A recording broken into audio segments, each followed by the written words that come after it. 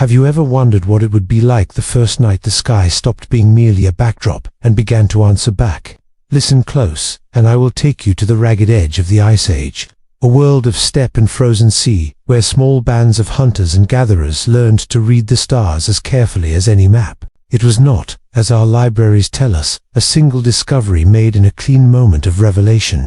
Rather, it was a slow, astonished apprenticeship, a series of nights in which something in the heavens altered its behavior, and humankind, hungry and watchful, could not help but notice. Around 12,000 to 13,000 years before our own year count, the planet convulsed. Geologists and archaeologists speak of the Younger Dryas, a sudden return of bitter cold that gripped the northern latitudes, an abrupt rewind of the warming that followed the last glacial maximum. In recent decades, a controversial chorus of scientists, among them Richard Firestone and James Kennett, have pointed to traces in the soil, microspherules, layers of shocked mineral and charcoal that cluster in a narrow band around 12,900 years ago. Whether these are the fingerprints of a cometary blow, a fragmented meteor, or some other celestial mischief, the evidence is a drumbeat that grew impossible to ignore. Wherever the shock fell, settlements were startled, animal populations shifted, and the sky, which had once been an unthreatening sheet of lights, took on an active, perhaps intentive presence. We find the human record reacting in ways that would later be called ritual. Look at the cave panels of Lascaux. Michael Rappinglack, an astrophysicist and scholar of Paleolithic art, has argued that some of those painted herds and enigmatic dots encode knowledge of stellar cycles and constellations. Imagine a hunter at a flickering flame, tracing with a finger a familiar cluster on the stone, then looking up as a dark pinwheel cuts across the regularity and fearing, or revering, that this new traveler in the night had come to count them as well. Across continents, contemporaneous traces whisper of similar awakenings. In the arid bowls of North America, Clovis assemblages, fluted projectile points and kill sites such as Blackwater Draw cluster in time around the Younger Dryas boundary. Far to the south, Monte Verde in Chile, occupied centuries earlier than once believed, preserves beds and hearths whose continuity hints at human resilience in the face of sudden change. In Anatolia, later and yet inheriting older memory, the pillars of Göbekli Tepe, unearthed by Klaus Schmidt, stand as a testament to a people who organized labor and symbol around the sky. Schmidt himself suggested that the site's motifs might encode recollections of catastrophe and celestial phenomena. These are not proof of a single object in orbit, but they are the fingerprints of a species suddenly compelled to orient itself by something above. Oral traditions, though we will examine them in full later, wrinkle in these earliest pages. A tale remembered by an Arctic people may speak of a dark watcher that taught them where the tides would come, while another tale, older than recorded history, insists a disk once drifted like a lone moon. Such threads, fragile and mutable, weave themselves into megaliths, cave paintings, and hearthside myths. They are hints that one cannot dismiss. What would a people do when the sky began to watch back? Some carved new marks into bone and stone, counting returns and risings. Others altered migration and harvest timings. Still others built markers aligned to points that kept changing as if someone shifted the heavens.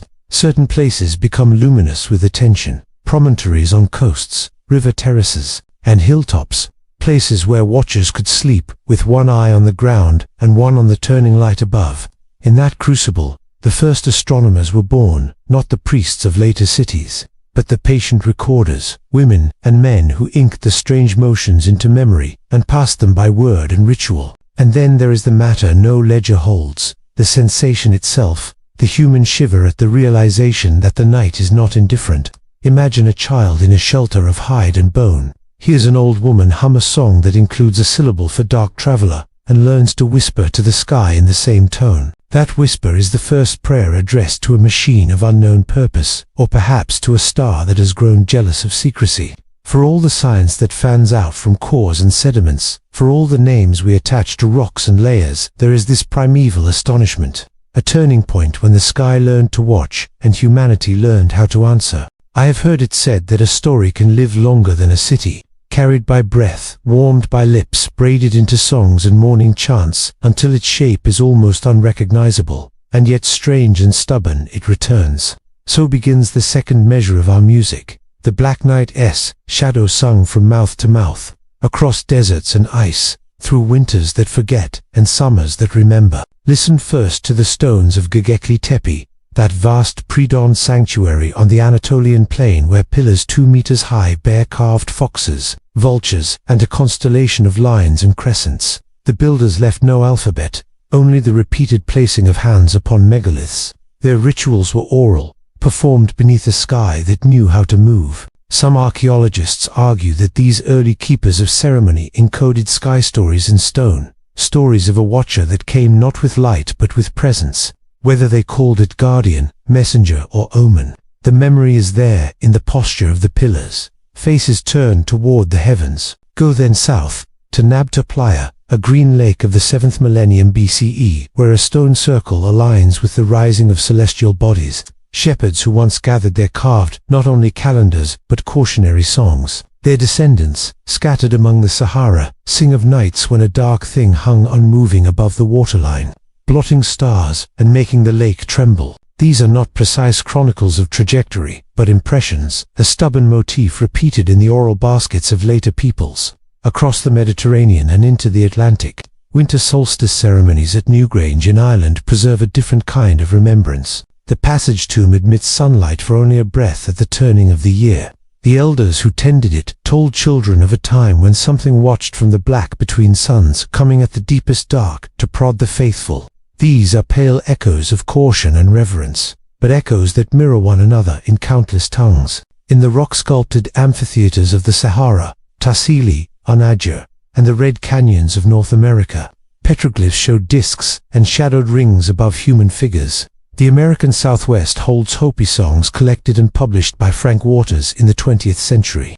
Prophecy of a blue star Kashina that will dance in the sky as a sign. Whether prophecy, memory of a comet, or imagination woven into ritual, the image persists, a dark, star-like actor whose appearance shapes community rites and moral warnings.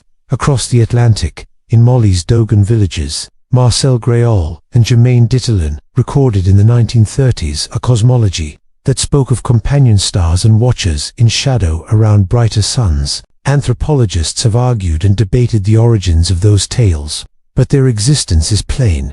A society whose oral scaffolding includes careful, repeated consideration of distant, dark companions in the heavens. Polynesian navigators kept skybooks in their heads. Cuyp and his descendants memorized paths of stars and strange lights, noting nights when a dark body seemed to follow the canoe-crowded skies. In the southern hemisphere, Aboriginal Australian songs catalogue floods, rising tides, and bright and dark presences. Some songlines tell of a night visitor that broke the line between sea and sky, not with the blaze of a meteor, but with the patient, circuiting gaze of something that circles. What binds these scattered songs, from Anatolia's carved pillars to the Dogon-esque careful myths, from Nabta Playa's stone counts to Hopi prophecies, is less certainty than pattern. Across millennia, storytellers conjoin two images, the sky as stage and the dark as actor. The motif shifts roles, teacher, judge, watcher, omen, but keeps its silhouette, a black presence that does not shine in the way a star shines, yet influences the tides of story, lore, and ritual. We must not mistake recurrence for proof. Oral cultures mutate, metaphors migrate, yet archaeology supplies small anchors. When storyteller and stone coincide, a petroglyph of a dark ring above a hearth, a pillar alignment that favors a horizon where elders said the shadow returned, the coincidence becomes a signal worth attending to. For 13,000 years, human tongues have turned this motif aloud, carving its cadence into perennial ritual. The tale survives because it served some purpose, to warn, to explain, to enlist the imagination against the void. So the shadow presses on, a motif as ancient as the first temple, and as recent as the last prophecy, slipping into each culture's language of wonder. Whether the Black Night is artifact or allegory, what matters to the bard is this: the story persisted. Passed from lips to ear, it became at once history and hymn, an enigma kept alive by the simplest human act, to tell what was seen and to listen. Again and again, for the night to answer. They called him the Star Keeper in a dozen tongues before there were names for nations, the one who watched the slow machinery of the heavens and wrote its music onto stone. She was the queen of tides, salt on her palms and seaweed braided into her hair, who listened to the whispering rim of the world, where land became water. Between them lay an ancient contract. The sky would be red, the sea would be red, and lives would be threaded from those readings. Archaeology supplies us with shards of this contract. At Göbekli Tepe, Klaus Schmidt unearthed T-shaped pillars, reliefs of animals, and circles that encased a communal watching. Martin Sweetman and Dimitrios Sakritsis later proposed that some of those animal motifs might function as stellar shorthand, a ledger of the skies. In caves like Chauvet and Lascaux, where Alexander Marshak saw marks that could be lunar reckonings, the rhythm of nights was recorded in deliberate repetition. On coasts now drowned, the maps call it Doggerland, and researchers led by Vincent Gaffney have traced its drowned ridges and channels with sonar. There would once have been harbors, promontories, and shrines to the sea. Imagine a starkeeper inland, bent over carved stones and obsidian flakes, whispering star names across the hills. And imagine the Queen of Tides on a headland, reading foam lines and rock pools, translating the sea's slow grammar into warnings. Their collaboration answered a terrifying puzzle.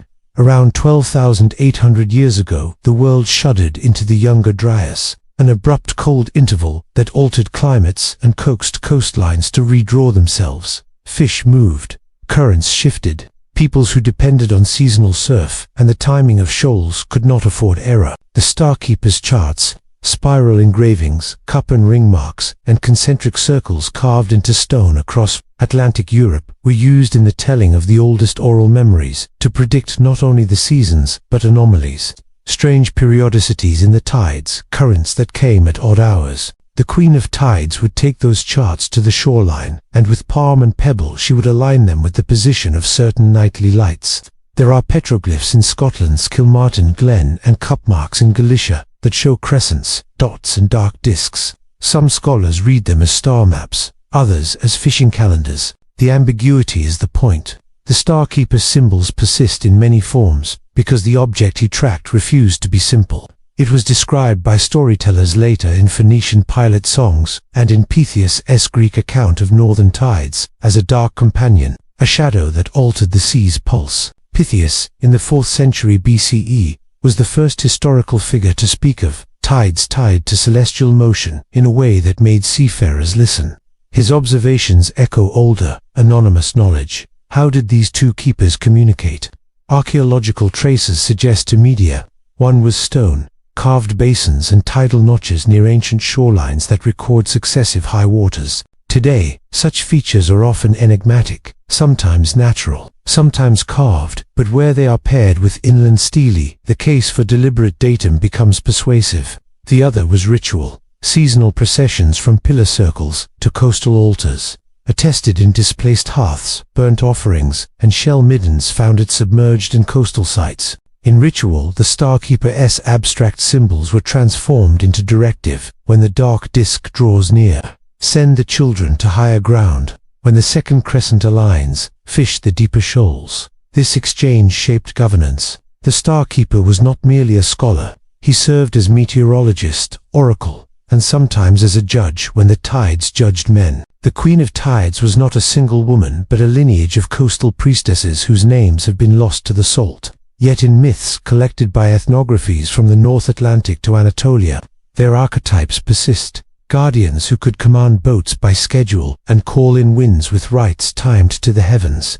It is here that the Black Knight enters the tale, not as a modern satellite, but as an idea older than our telescopes, an inexplicable, recurring actor in the night that altered the world's liquid margins, where stones bear dark discs, where petroglyphs cluster by bays, and where inland pillars point like fingers toward the horizon. One finds the fingerprints of a partnership between a watcher of stars and a keeper of tides. The traces do not give us the whole story. They give us a litany of questions, and those questions pulse like a tide, arriving, receding, and always whispering that someone once kept vigil between sky and sea. They found the door by accident, or, as the oldest stories prefer to say, the earth breathed and let a secret out.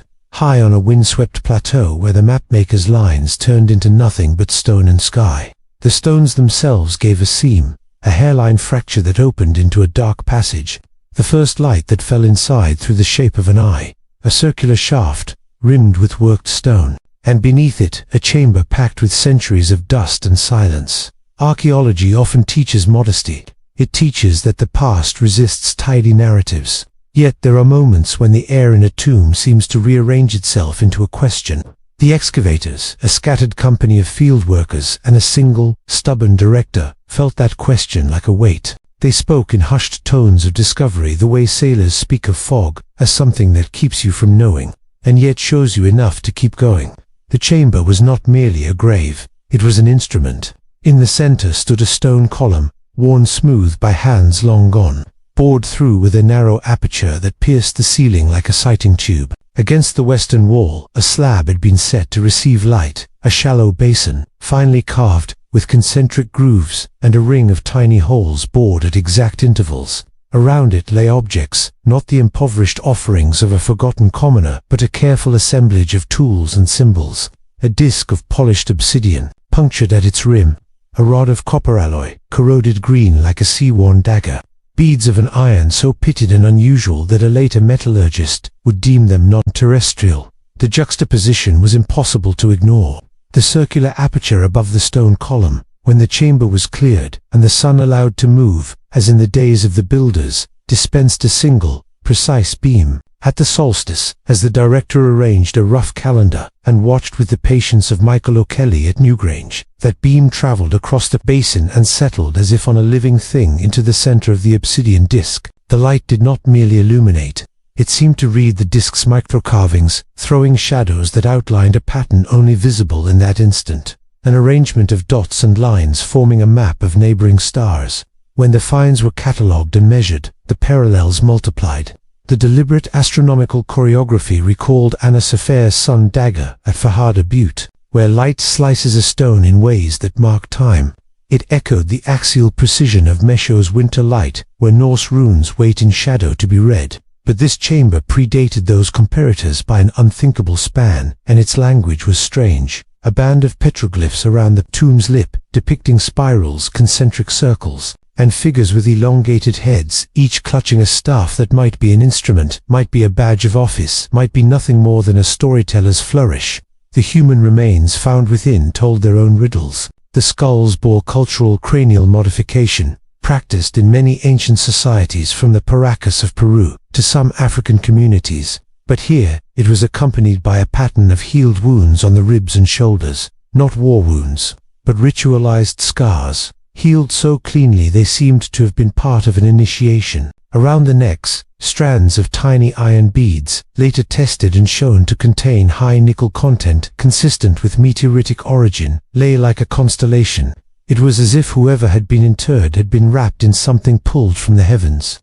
To modern senses, the most dangerous temptation is to leap toward myth. The dig journals, however, preserved discipline, dates, stratigraphy, context. Samples sent to 3 laboratories returned a range of ages that clustered at the very end of the last glacial maximum. Radiocarbon dates were cautious, margin-laden, but the implication was arresting. A deliberate observatory, an appointed keeper, and a ritual burial practiced when ice still clung to the high passes. The chamber's inscriptions resisted translation. Epigraphers compared the petroglyph motifs to those catalogued at Göbekli Tepe by Klaus Schmidt, not to assert a common language, but to note a shared aesthetic of spiral cosmology. The motif of a solitary, watchful figure mirrored art from disparate places. Anatolia, the Atlantic Passage tombs, the Andean highlands. These echoes suggested networks of memory, if not direct contact. They suggested that the sky had been personified and entrusted to certain hands in many tongues. As the team sealed the chamber again, leaving a thin marker so future hands could find it, the director wrote in a margin, "We have opened a device of memory, not merely a coffin." To one people it was a tomb, to another an observatory, to the keeper within, perhaps both. Outside, the plateau breathed its wind, and the sun slid west. That night, with the cold pressing at the shelters, they watched a star emerge where the disk had pointed, a dull, steady point, no brighter than its neighbors, but placed in the sky like an exclamation. The keeper's chamber had given them a mechanism. It refused to give them the message. The rest, like all compelling riddles, would be worked on by hands that would argue, test, and dream for many years to come. They lifted it like a secret held too long in the earth. a disk of glass black so deep that light seemed to fall into it like a coin falling into a well. The trench was narrow, a shaft cut into the soft, silted fills beneath a low terrace outside the ringed pillars, and the men worked by lantern. In his field notes, Klaus Schmidt, who had spent years teasing meaning from the stones at Göbekli Tepe, later described the moment as if a page of night had been peeled back. The object lay on a flat slab, wrapped in packing of calcined clay and fragments of chert, more deliberate than burial, more careful than ritual discard. It was not a tool. It was a thing made to be seen, to look back. Obsidian volcanic glass was known to these people as a knife's edge. It cleaves with molecular precision. Yet this disk had been ground and polished until its surface held a mirror sheen, and at its heart were incisions. A spiral of tiny pits, concentric bands of etching, and a ring of shallow notches, 12, then 5, then 3, arranged with a geometrical care that arrested the eye. Around its rim minute channels had been filled with powdered copper and ochre, traces that stubbornly resisted the wash of millennia. When light grazed the disk, the pits gleamed like a constellation plucked into glass. Across continents and ages, obsidian carries a double life. In the codices of the Aztecs, as Bernardino de Sahagun recorded in the 16th century, Tezcatlipoca es obsidian mirror was a device of prophecy and truth, a surface in which kings and seers read fate. In Anatolia and the Armenian highlands, obsidian flows, GLL, Dar, Nemrat, Dar, and nearby centers were the quarries of economies. Their shards traded along routes later traced by archaeologists using geochemical fingerprinting. The same glass that felled mammoth hides also flashed back messages. The human impulse to polish stone into a face. The disk did not stand alone. In the next season, a line of small plaques and inlaid studs was found at measured horizons along ridgelines. A relay of dark mirrors embedded into cairns and threshold stones at Karahuntip. Another at a high pass by Lake Van, and fragments thin lunate blades brought up from a refuse layer near a freshwater spring. When Ian Hodder and others compared placement maps, a pattern emerged. Sites that marked astronomical horizons, river junctions, and ancestral pathways had each secured one of these obsidian elements within a focal node. Anthony Aveni called in for his eye on the sky, murmured that the alignments were too consistent to be chance. The notches on the disk's ring, he suggested, read like a calendrical cipher, the term the excavation team used in whispered conversation. The inscribed relay was not a scientific classification, but a storyteller's shorthand. Yet it captured an intuition. These objects functioned as links in a circuit. Not electrical, of course, but communicative places where image, light, and symbol were transmitted from hand to hand, ridge to ridge. A polished face of glass reflected a star. A notch recorded its setting. A cairn echoed the timing. Over that echo, rituals were performed, songs were sung. Names were remembered, but of what? The disk's spiral arrests the mind. Spirals commonly mark time growth, cycles of return, the slow tightening of an orbit. On the disk, the spiral's center was faintly depressed, as though bearing the weight of another detail now gone. Subtle residues in that depression, microscopic metallic elements not native to the local stratoleiter, provoked further study. Geochemists peering at isotope ratios suggested contact with materials traded from afar. The obsidian itself could be matched to GLL dock, but the powder within the grooves contained trace elements unexpected in the region's geology. A relay of artifacts might, therefore, have been a relay of knowledge drawn from different lands. Theories multiplied like stars. To some, the disk was a calendar stone that tuned communities to a celestial partner, a repeating visitor in the night that returned with a rhythman object in their sky to be watched, recorded, and negotiated with. To others, it was a sacred mirror, a surface for ritual enactment of cosmic surveillance. The more cautious voices, archaeologists who fear fanciful leaps, insisted on the slow patience of evidence, where patterns, broom-clean cuts, residue analysis. Even so, the presence of small, carefully drilled sockets around the disk's edge hinted at mobility, pegs that allowed it to be slotted into a frame, tilted, aimed. There are artifacts that insist upon questions rather than answers. The obsidian disk and its inscribed relay are such a thing. They bridge earth and sky in the language of polished glass and tiny notches, of cairns and pebbled pathways that, once aligned, could carry sight across great distances. We know hands made them. We know stone and light conspired to create a message. What we cannot know with certainty is to whom that message was addressed, whether to gods, to kings, or to a returning visitor in the night, whose passage wove a slow music through the memory of a people. The disc smiles back, black and mute, rounding the story into a question that resists closure. Who carved the notch, and to what star did they point their mirror? They drew their frontiers, not with chalk or iron, but with sunrise, between the sea-smoothed cliffs of Ugarit and the limestone ramparts of Hattusa.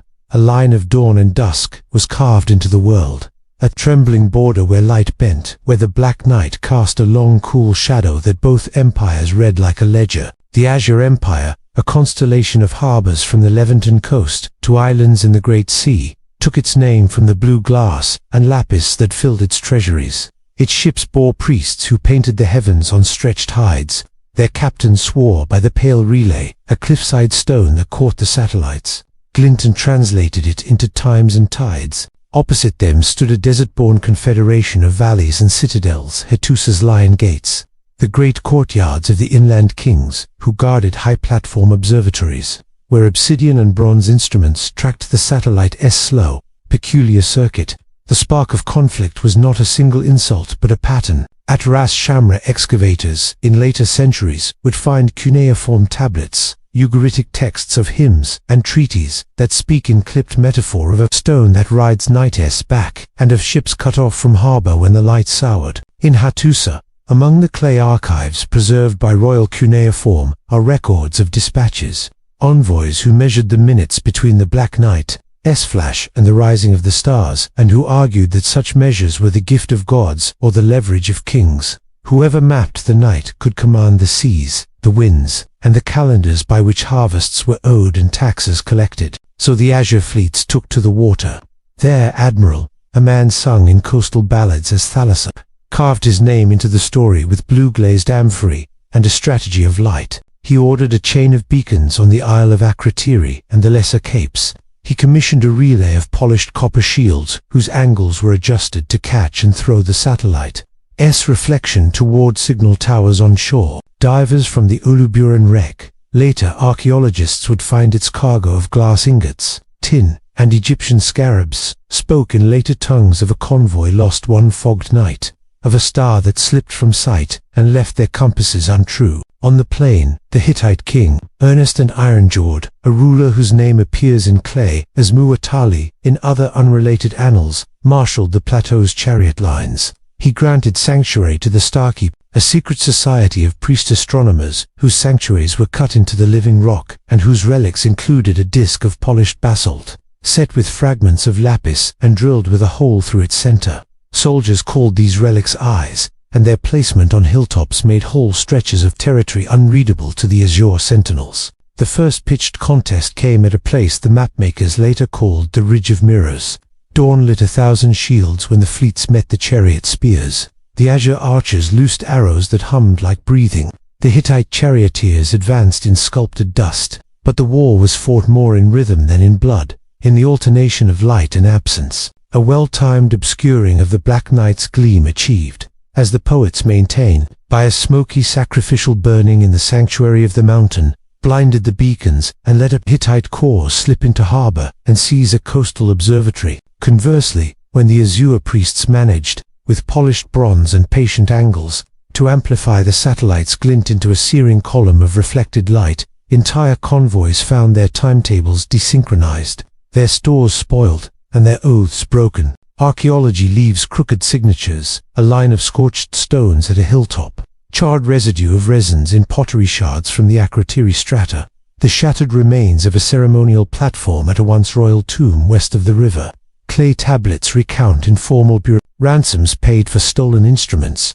A treaty found in later excavations at Tel El Amarna speaks of non-interference in the matter of the night, language that reads like a grudging recognition of whatever authority that silent object held. Yet war never answered the deeper question, and that is where the mystery swells. Both sides recorded, with the meticulousness of scribes and the paranoia of kings, moments when the black night waned and then flared in patterns impossible to predict. Priests on one side claimed it reacted to the purity of offerings.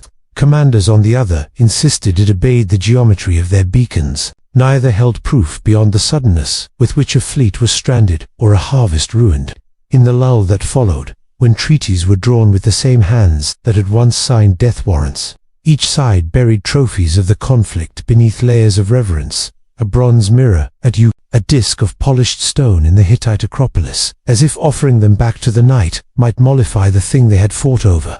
But the black night continued on its slow, indifferent circuit, inscrutable and unpredictable. So the borders changed hands and names. Cities rose where beacons once burned, and the poem of that war became a fragment that the wind kept moving. The armies that once measured sovereignty by the play of a satellite glint found their empires weathered by time, their treaties eroded into inscriptions, and the instruments that had made borders of light dwindled to rust and legend. Still, when the sea catches a silver too-quick flash, and when shepherds on the plateau adjust their watches by a sudden, unaccountable delay, the old boundary returns, a thin, luminous seam between what men can command and what only the sky preserves. They met, not beneath banners, but beneath a black witness that had watched the world longer than any king's reign. In the half-light before dawn, envoys from palaces at Hattusa, Thebes, and the port city of Ugarit exchanged tokens and threats with the furtive air of men who had learned to talk to the sky.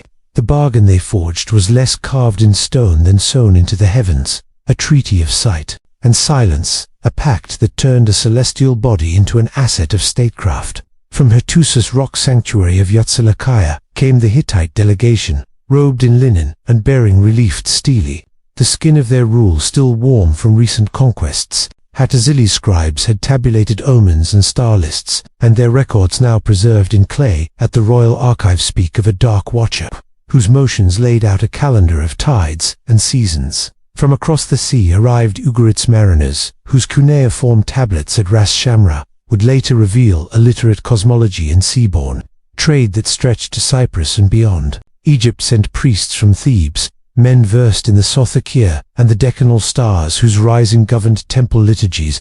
They carried the weight of royal astrology and a stubborn belief that the cosmos could be coaxed into law. They called the arrangement by no single name, for names would make it property. Instead, they made rules. The satellite's positions when it drifted low over the west, when it stood sentinel over the northern horizons, were to be used to synchronize harvest. Levies, to coordinate the movements of fleets, and crucially, as a shared ledger by which spies carved messages into the night. A pattern of fires on promontories, a shifting of beacon smoke, a carved notch in a coastal marker. These became the agreed cipher among allied courts. The pact was practical. It was also desperate. Empires, even then, feared being outread by one another. Evidence of such diplomacy survives in fragments. The Amarna letters, brittle missives from the 13th century that record requests, remonstrances, and complaints among vassals. The language is quotidian, yet threaded through it are pleas about watchers, fugitives, and the apiru, the stateless, the spies, the saboteurs, who moved as shadows between polities. The Uluburan shipwreck, its cargo of tin, ivory, and precious amber, shows the trade routes that would have needed celestial constancy. Where commerce travels, secrets follow, and merchant caravans and mariners were the first to recruit themselves as eyes for rival courts. Espionage became an art keyed to the satellite. Priests taught agents to read it, not only as omen but as clock. A trader arriving at Olak might, by tilting a copper mirror at the right hour, say without word that a city was ripe for betrayal. Scribes used star phases as dates in their otherwise coded letters. The craft of concealment ran through places of worship and between shipholds. Even the humble shepherd, who tended flocks by the same cold light, could become a courier at night. Inevitably, the pact birthed envy. A provincial lord at Byblis tried to monopolize a chain of beacons along the coastline, demanding tribute for the use of his signal masts. In the shadow of such greed, the pact strained. Hattusa's scribes warned of manipulation. The Egyptian priests sniffed heresy. Merchants whispered of false lights that lured convoys onto rocks. When the rules were bent, warfare followed. The sieges that burned through the late Bronze Age tell a part of this story. Ugarit fell with charred layers that archaeologists still photograph, its palace archives frozen mid-account. Hattusa, too, would be found in ruined heaps, its lion gates cracked, its sanctuaries blackened a violent punctuation in the record. The archaeologist who brushes away the ash from these levels finds not only broken pottery, but the silence left by a broken accord, observatories abandoned, beacons unlit, and an entire network of nocturnal communications snapped like twine. Yet the pact was not merely terrestrial politics, it was sacrament. Those who had once shared the satellite positions also shared stories tales of by a keeper who watched the ocean-borne winds, of a stone tablet lost in the floodplains that recorded the satellite's language. These stories entered the ritual liturgies carved on temple walls and into the slang of spies who signed their names with the crescent shadow. When diplomacy failed and cities burned, these stories were what the survivors whispered to remember a time when sight had been shared rather than seized. So the night kept its secret, even as empires collapsed and the great seals broke. The Black Night, by whatever name a passing scribe gave it, remained above, an impartial auditor. Empires could raise citadels and silence priests, but the satellite continued its slow circling, patient as a sentinel, indifferent to treaties and betrayals. In the ruins left behind, in clay tablets and ash-laden streets, the Pact's memory is a cipher waiting to be read. A map of who trusted the sky, who used it, and who ultimately decided that the only law that mattered was the law of sight. They placed opposite gods on opposite pedestals and asked the world to choose: the blazing disk that rules the hour, the cobalt sentinel that keeps an eye on the long night. Across deserts and river mouths, in stone circles and temple courts, to modes of divinity-shaped politics and rituals, the sun god, who warmed crops and signed kingship with gold, and the Starkeeper, that shadowed presence whose slow, relentless circuit taught people how to count epochs. Walk with me to Heliopolis, where pharaohs once paraded beneath the gilded Aten. The Egyptians carved the sun as a hand-bearing life. Akhenaten dared to make that hand singular, lifting Aten above 1,000 gods.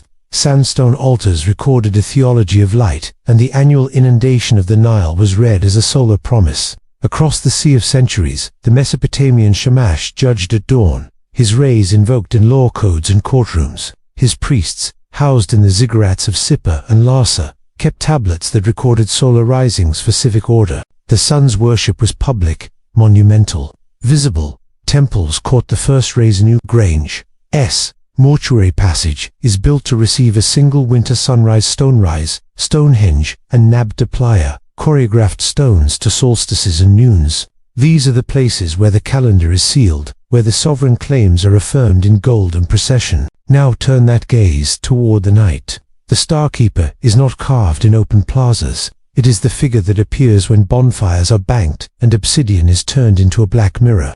In the highlands of Mesoamerica, the mirror god, Tezcatlipoca smoking mirror, was seen in polished volcanic glass. The surface both portal and judge. Across the Sahara, Nabta Playa's megalithic alignments, c. 6004-600 BCE, hint at careful watching of stars that mark rainy seasons. In Anatolia, Göbekli Tepe's carved pillars, c. 9600 to 8000 BC, bear animal and geometric signs that some archaeoastronomers have argued mark celestial cycles. Controversial, eloquent suggestions that night sky events were encoded into ritual stone long before cities, where the sun demands altars that face east. The Starkeeper prefers apertures and mirrored basins, caves with roofs opened to certain constellations, circular chambers where a polished stone would reflect a sliver of starlight into a priest's face. The Mesoamerican obsidian mirror was not merely a trinket, it was a technology of darkness. In other worlds, bronze mirrors of later China and polished hematite in Africa echo the same impulse and attempt to hold night within a hand. Those who kept the Starkeeper's law were the slow chronologers. They marked precession, the migration of star hands across eras, and thus kept memory of migrations and great floods that a single human lifetime could not grasp. Religious power followed the optics.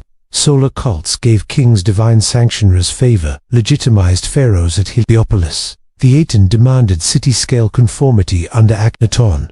Starkeeper cults, however, tended to decentralize authority. Night watchers acted as custodians of long cycles, advisors who could outlive dynasties. In myth they are the keepers of tidable secrets, those who understand when the moon and this black sentinel tug at seas and seeds. The archaeological record supports this division. civic centers and kingly tombs glitter with solar iconography and gold, while rock shelters, engraved stones, and portable ritual objects carry nocturnal motifs and polished surfaces for intimate rites. Yet the mirror motif is not mere contrast. It is a dialogue. Egyptian priests read heliacal risings of Sirius 2x the Nile flood stars serving the sun's work. Conversely, star watchers borrowed the sun's instruments. Gnomons and shadow casts were used at night by reference to the moon and to certain predictable eclipses. In many cultures the two cults were complementary languages, one of immediate life and one of remembered catastrophe.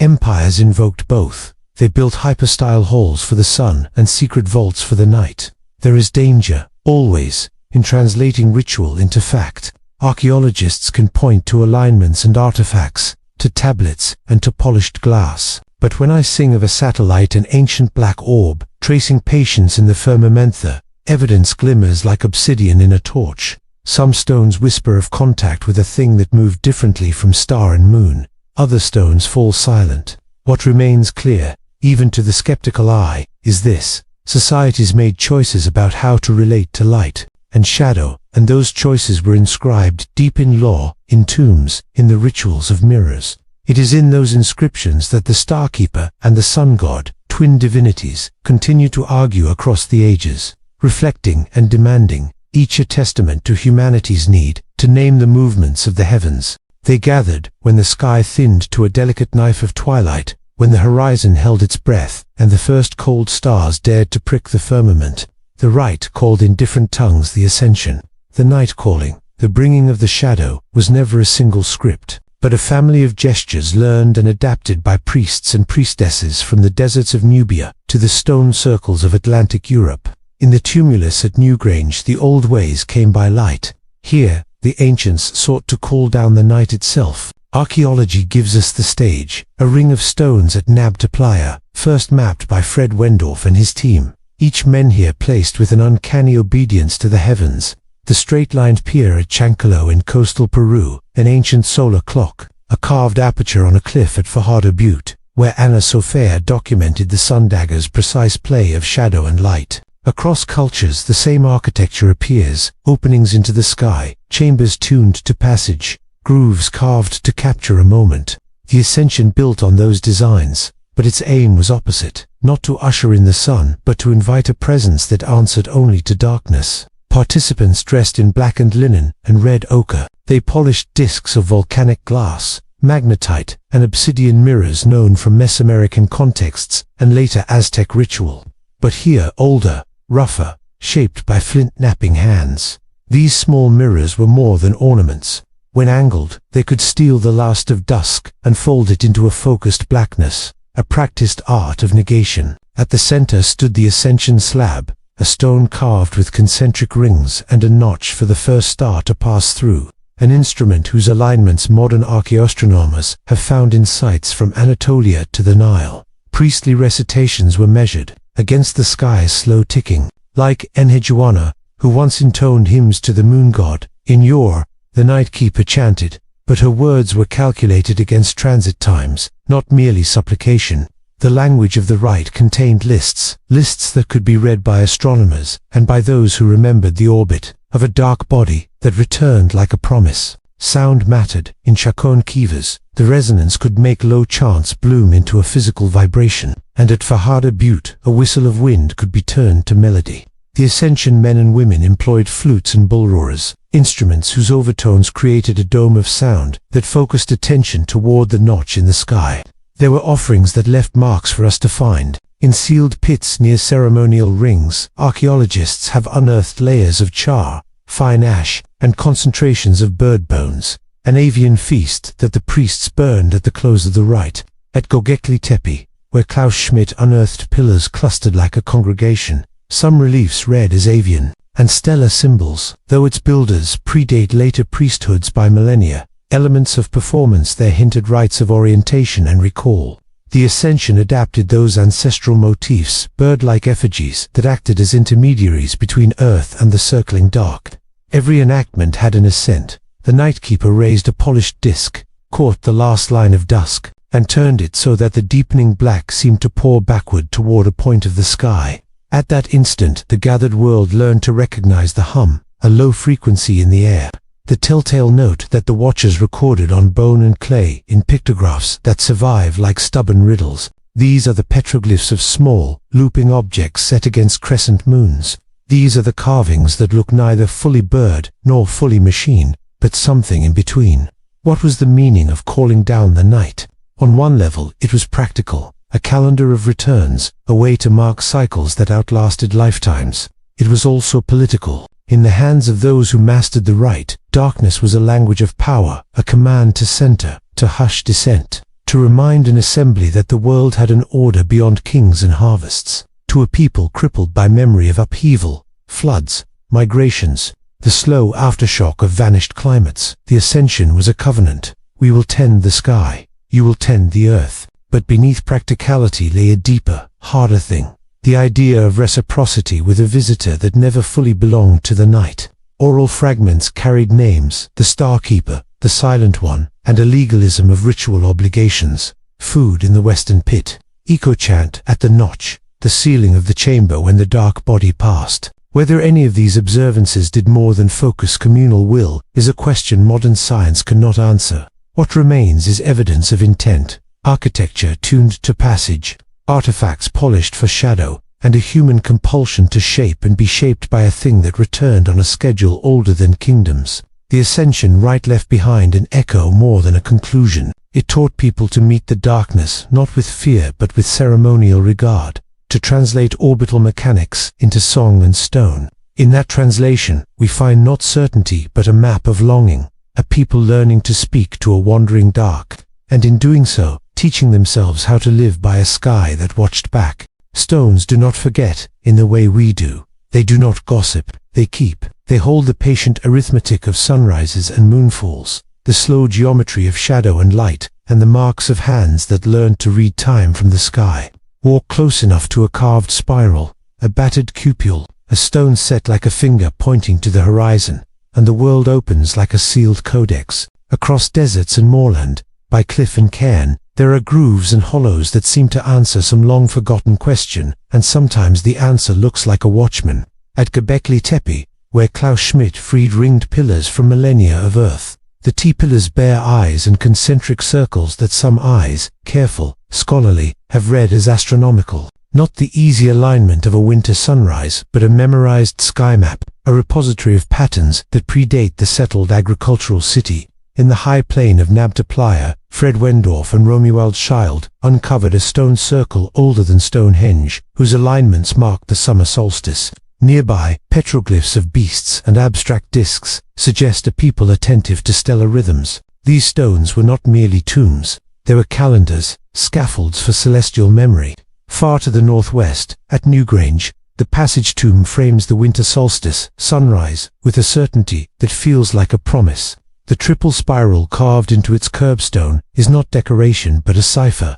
Newgrange remembers the return of light. Across the Atlantic, boulders at Fahada Butte, in Chaco Canyon, bear the famous sun dagger, discovered in modern times by Anna Sofer, where shafts of light and shadow mark solstices, and the rare lunar standstill, the same 18.6-year lunar cycle that obsidian-eyed priests might have tracked at Callanish, where Ewan Mackey argued megalithic circles record not only sun but moon, is echoed in other stone calendars.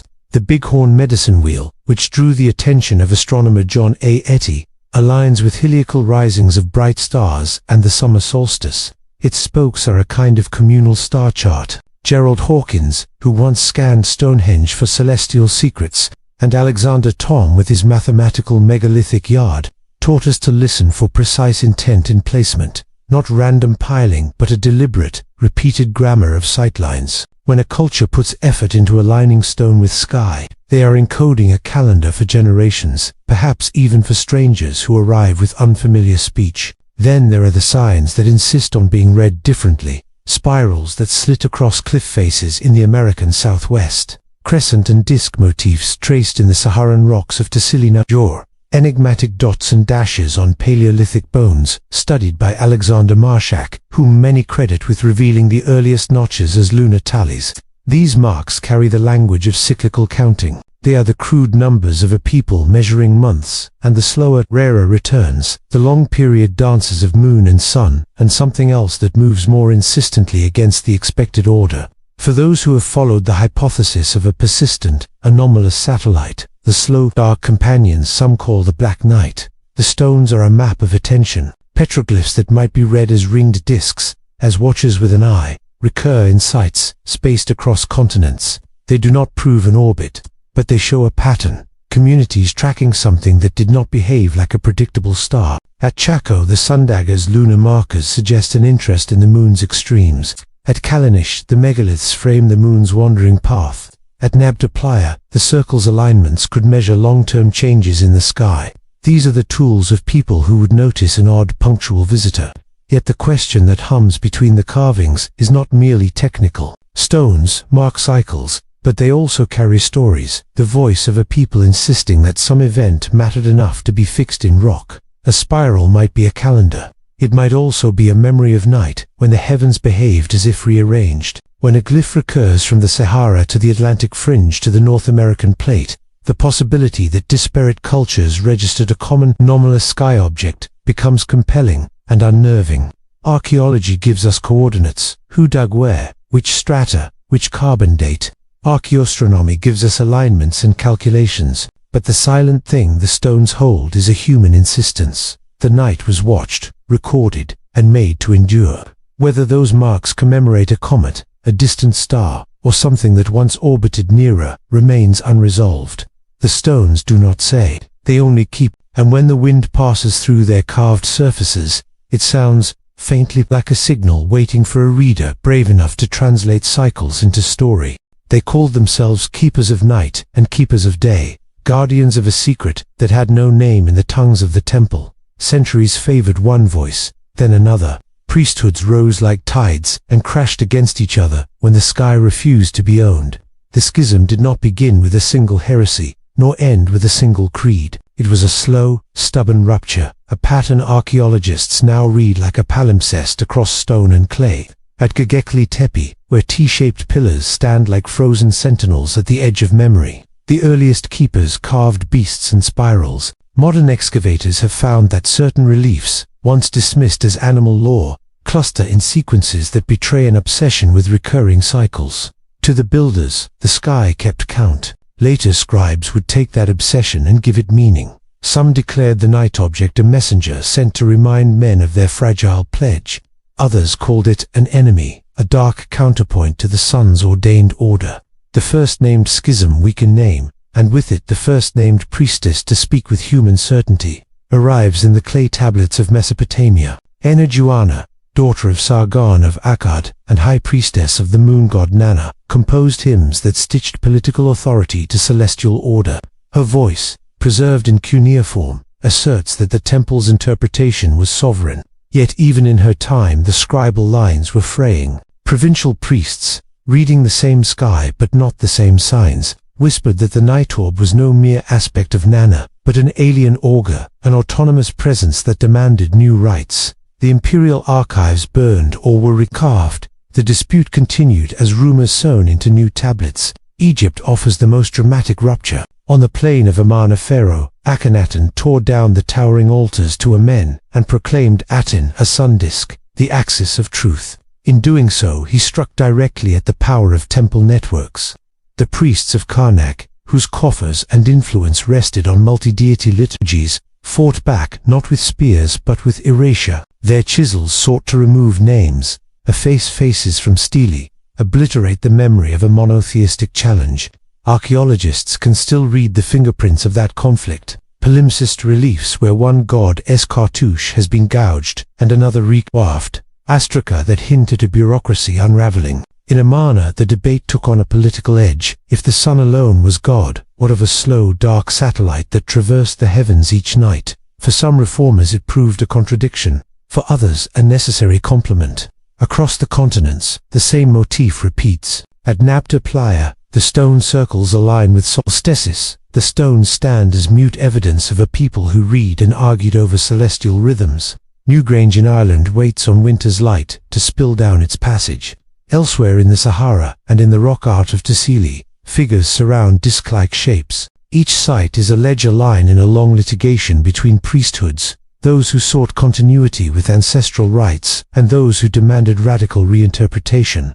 Heresy, therefore, is not a single branded thing, but a family of gestures, reinterpretation, theft of ritual. The daring claim that the sky's object belonged to a science of signs, rather than to temple tax. Reformers argued that the satellite's slow, regular passage offered a calendar and a warning, a neutral phenomenon to be catalogued.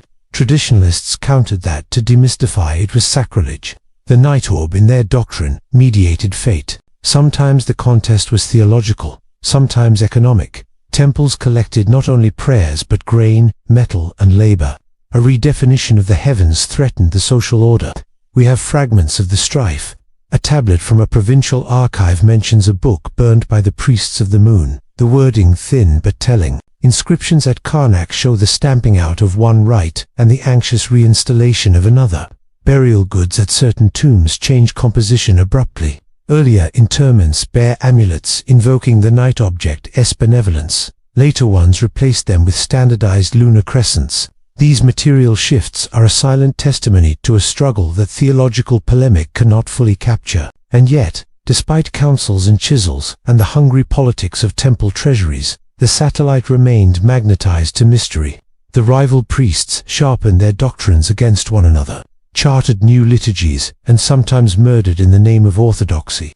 Still, the stone and clay record only the outlines of contention, not its last word. The greatest irony of the schism was this: by fighting over meaning, both sides granted the phenomenon a sovereignty deeper than any creed. The object and the black made priests into rivals, and rivals into custodians. In their quarrel they recorded what would otherwise have been erased. So the chapters of sacred conflict close like the lids of tombs. Names are lost, reasons rot away, and what remains is the silence of hiatuses between inscriptions. Archaeologists read that silence with reverence and frustration. The rivalry of the priests left behind worlds of doctrine and a trail of altered stones. But it did not answer the silent question that had started the quarrel. The sky still moves, the object still keeps its watch. The heresies and reforms endure as echoes human attempts to pin down a thing that, by its very presence, preferred to remain unknowable. Listen, lean closer, for the earth itself keeps a ledger of sudden nights. Around 12,900 years before our reckoning, the calendar of the world snapped like a taut string. Pale winds changed their tune. Marshes suffocated. Animals of enormous bulk began to vanish. Scientists in white coats call the moment the Younger Dryas abrupt cooling. Archaeologists write it with grave punctuation. An edge in the strata, a blackened horizon where hearth and habitation are smothered beneath a thin, strange deposit. We trace that twilight in the dust of Tel Abu Herrera, where foragers first tilled rye as the seasons rearranged themselves. There the layers show an overnight shift, charred floors, shattered flint, a rush toward storable grains. At Monteverde in southern Chile, the campfires of people who had crossed the great watery lip of the world echo a similar dislocation, communities moving, adapting, sometimes vanishing. The Clovis artifacts of North America flicker and dim in the same centuries. And across the vast steppes and river valleys of Eurasia, the patterns are the same: retreat, hearthfire, consolidation, migration to refuges where the climate remained merciful. Some earth scientists, among them Richard Firestone and colleagues, have pointed to a possible celestial punctuation mark, a boundary layer thick with microspherules, soot, and platinum anomalies traces that might be read as the fingerprints of cometary fragments or bolide impacts. The hypothesis is contested. Minds on either side sharpen like flint. Yet, even if the sky did not rain iron, the sky's impression on human memory was no less real. When the seasons betrayed their old rhythm, people told stories, and stories become the only maps some survivors carried forward. Who moved, and where they went, can be glimpsed in burial grounds and stone alignments. The Nachafian villages at Ain Molaha show a shift toward permanent stone architecture that outlasted nomadic cycles. Göbekli Tepe, unearthed in the 20th century by Klaus Schmidt, sits like a deliberate hinge between catastrophe and ceremony. Massive T-pillars carved with animals and abstract symbols, a place of ritual built by hands that had learned to think in long spans. Its builders were not empires in the later sense, but they organized labor and meaning on a scale that implies authority, memory, perhaps priesthoods who kept watch of the sky. When these centers faltered us, all centers ultimately must their people did not disappear so much as scatter. Refuge-seeking groups carried talismans, motifs, and myths. A carved disc here, a recurring crescent there, a story of a dark guardian that circled the heavens. Such tokens become the seeds of later customs, rites to call down the night, ceremonies meant to soothe whatever had been seen. In the wreckage of collapsed systems, new social arrangements arose, tighter households, territorial claims over floodplain and spring, the sacred roles of those who could read stars and storms. The migrations were not merely of bones, but of ideas. As populations funneled into hospitable belts, the Levant, the Iberian glades, the river-fed basins of Mesopotamia, they brought with them astronomical registers, calendars born of necessity. A priest in a nascent valley polity might remember, in a shrouded way, a night when a strange object had lingered, a disk dark against stars, a sentinel that marked a time when crops failed and mothers walked farther for grain. To later scribes these memories crystallized into mythic personages, keepers of stars, watchers of fate, names that would appear in clay and stone under different guises across millennia. Archaeology shows the shape of such memory in object and burial. In the layers contemporaneous with the abrupt cooling, we find hurried interments, grave goods shifted to protect, and an upsurge in iconography that seems preoccupied with the sky. Engraved stones, concentric motifs, and in later strata, calendrical stones aligned with soul. They tell of societies that had been jarred into the urgent business of survival, and, in surviving, made myth their compass.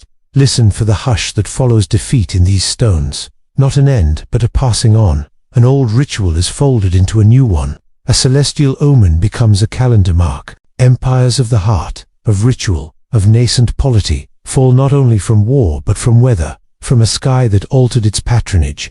The human caravan presses on, carrying fragments of memory like flint in pockets, rekindling belief into new rites, naming the unknown in tongues that will shift like dunes. And the watcher in the vault, whether a thing of stone, a fragment of wandering rock, or a pattern engraved by anxious hands, continues to be read anew.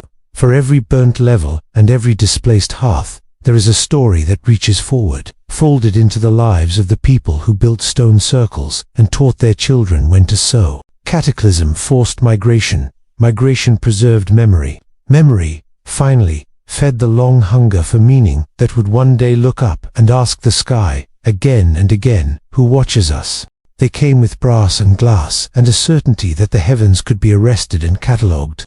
In the long Victorian nights, when gaslight and carriage wheels still marked the streets below, men and women of science set new snares for the sky, great lenses and mirrors that changed looking into an active excavation. At Burr Castle in County Offaly, William Parsons, the 3rd Earl of Ross, forged a leviathan of iron and polish. The 72-inch reflecting telescope completed in the 1840s, whose colossal mirror-rested spiral structure from the indistinct fuzz of nebulae, and taught eyes to read pattern where once there was only mystery. Across the seas, John Herschel's southern surveys at the Cape of Good Hope in the 1830s filled atlases with strangers, novae nebulae, the faint architecture of the firmament turned tangible. Photography that knew alchemy, braided with glass.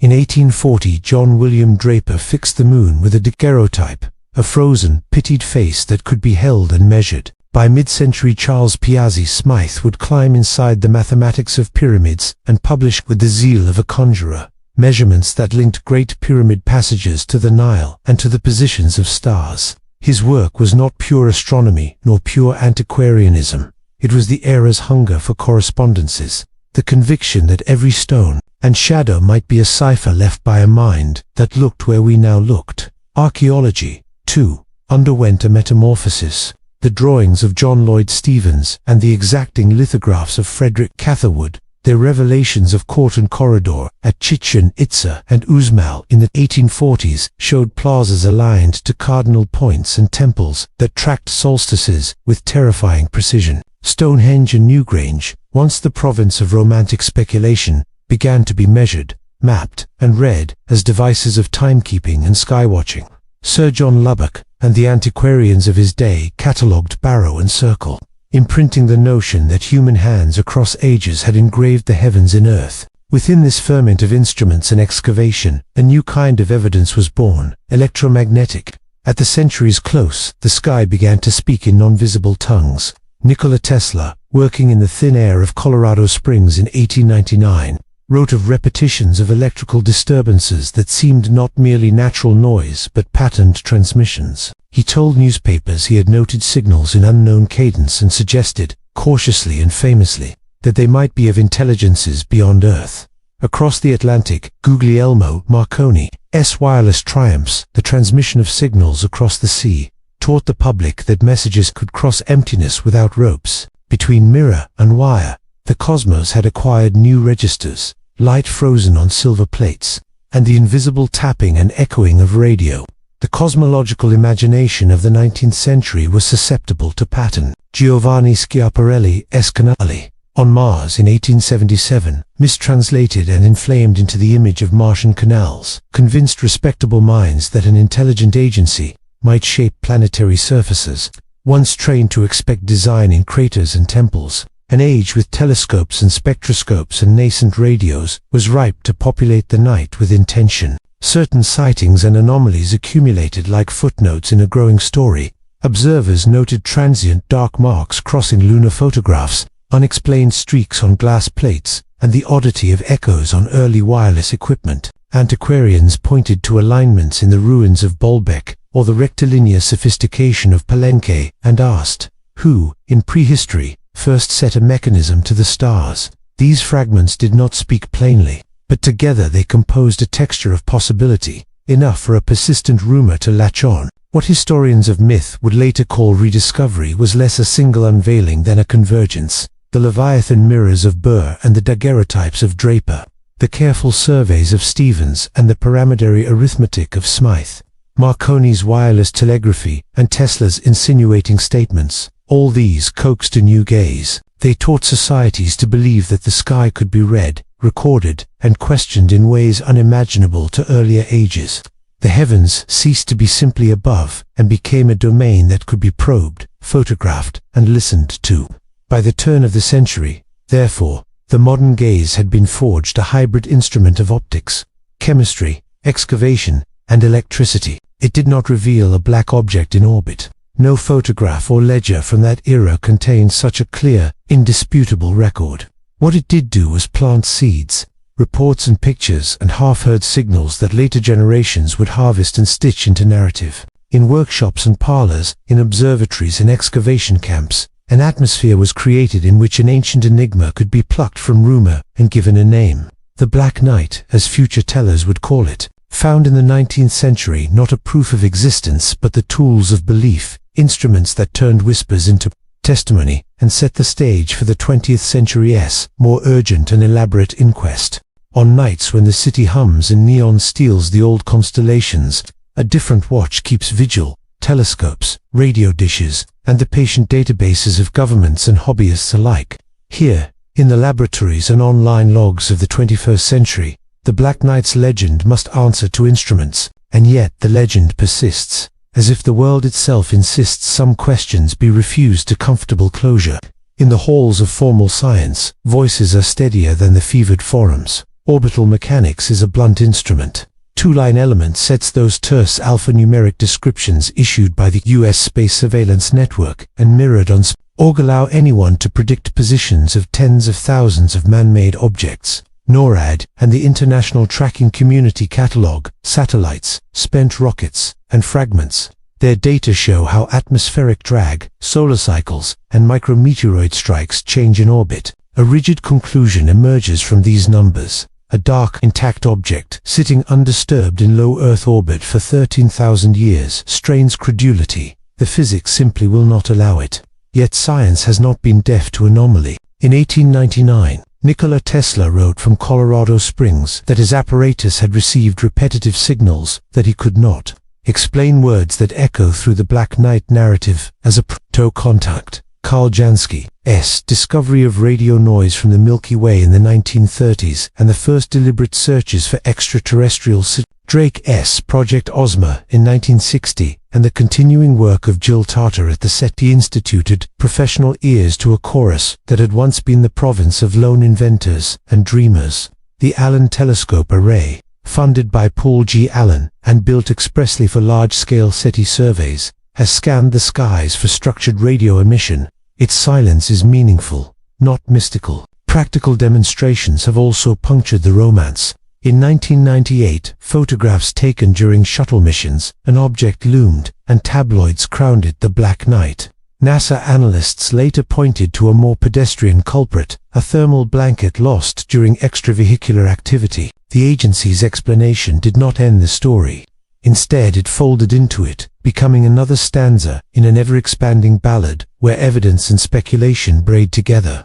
Archaeology enters the debate like a drumbeat from below the earth. The discovery of sites, such as Göbekli Tepe, brought to light by Klaus Schmidt in the 1990s and dated to roughly 1 to 00011. 0 BCE reframed what humanity knows of deep prehistory. Organized people erecting monumental stone circles long before agriculture was assumed possible.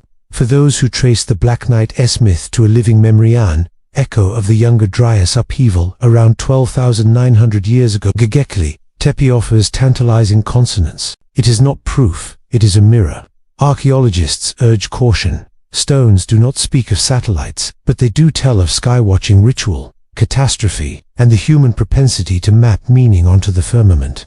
On the internet, the orbit is faith as much as mathematics. Amateur satellite trackers, Sighter Citizen, scientists using heavens above charts, radio amateurs cataloging long-delayed echoes, and online sleuths, matching telescope images to public tool-line elements, form their own peer networks.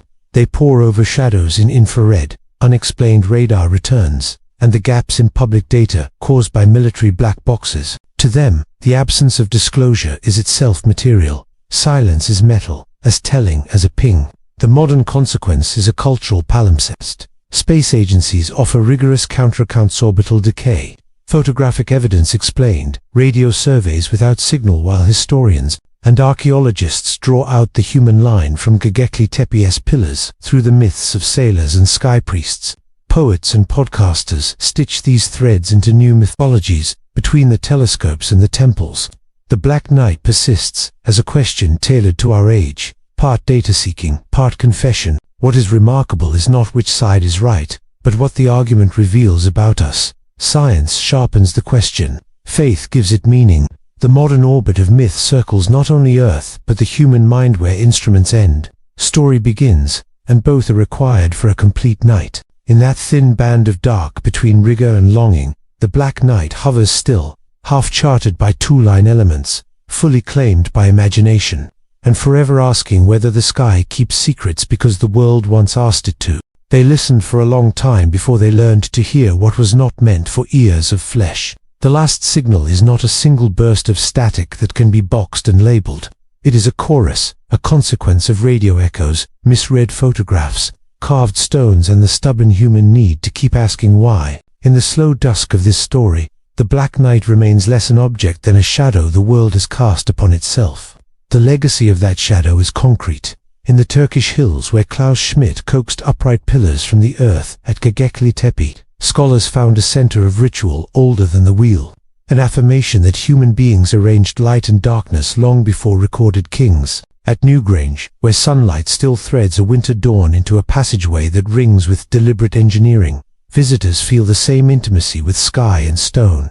In the sands of Nabda Playa, the stone circles that align with solstices whisper of communities who watched the heavens and numbered their lives by cycles. None of these sites bears a writing that says, "We watched a machine," yet their existence is the lasting, patient reason a myth like the Black Knight could be born. People who look skyward make stories to hold what is otherwise immeasurable. There were men who turned those stories into signals. In the 1950s, Donald Keyhoe, a former Marine and then popular writer on unidentified flying objects, folded speculation about foreign satellites into the anxious geopolitics of the Cold War. 2 decades later, a Scottish astronomer named Duncan Lunan published a startling interpretation of long-delayed radio echoes, a theory that read a tiny, repeating pattern as a star map, and, for a time, as a message. Lunan himself later recanted the grander claims, but his episode had sown a seed. Headlines, like migratory birds, fed on the seed and carried it across continents. The modern age answers those whispers with instruments and registries. NORAD's catalogs, the US Space Surveillance Network. The more recent Space Fence. These count and classify tens of thousands of objects that trace mechanical lives around the Earth. They do not record a primogenital Saturnine sentinel. They document defunct boosters, fragmentation clouds, and the discarded thermal blankets of manned flights. Yet, even as radar and telemetry demystify the night, they also deepen the riddle. What do we do with what cannot be neatly explained? How does a culture reconcile the sterile certainty of coordinates with a querulous human hunger for miracle? Artists and writers have kept the signal alive in other ways. Erich von Däniken's conjectures, Arthur C. Clarke's cold, methodical speculation, and the fevered imaginings of tabloid columns stitched the Black Night into a tapestry of modern myth. Filmmakers borrowed its shape. Musicians named albums after it. Amateur astronomers and archaeoastronomers returned to field sites with cameras and notebooks, hunting alignments and petroglyphs as if soil itself might cough up corroboration. In laboratories and cafes alike, the legend became an emblem for how evidence and desire find one another, and sometimes confuse one another. There remains a more tender inheritance, ritual. Indigenous elders and small communities have found in the tale a new frame for ancient practices, a way to teach younger ears about observation, weather, and the sky's moods. Climate scientists, too, have given the legend an unexpected gravitas. The younger Dryas, a chill that swept the northern hemisphere around 12,900 years ago, and so the last signal is still received on multiple frequencies. There are the hard numbers of orbits and decays. There are the archaeological stratigraphies and radiocarbon years, and there is the human voice that will not let mystery die. The true legacy of the Black Night is not the proving or disproving of an object, but the proof that we, as a species, refuse to leave any silence uninterpreted. The machine, real or imagined, becomes a mirror. When satellites blink against the black, when a new photograph of debris is passed and replotted, the story takes another breath. Perhaps one day an object will arrive that makes skeptics pause and poets weep. Perhaps the final note will be a mundane tracing of aluminum and insulation. Either way, what remains is the pattern we have etched around the signal, how we seek answers in orbits, in stones, in the waking light of ancient passages, and in the cold records of ice. The Black Night, as myth, survives because it asks a question no ledger can wholly answer. If the sky keeps watch, who will keep watching the watchers?